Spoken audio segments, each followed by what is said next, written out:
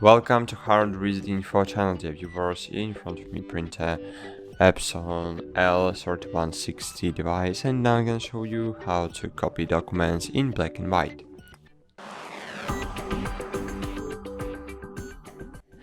So I have inserted the colored picture into my scanner, as you can see, and now we will print it in black and white.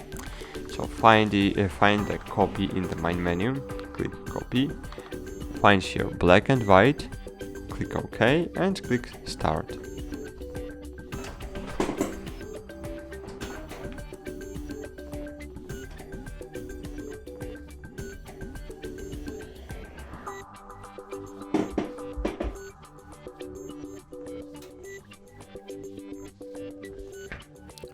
And cool, that's it. Picture was copied in black and white style. Thanks for watching, like this video, subscribe to our channel, and bye, see you.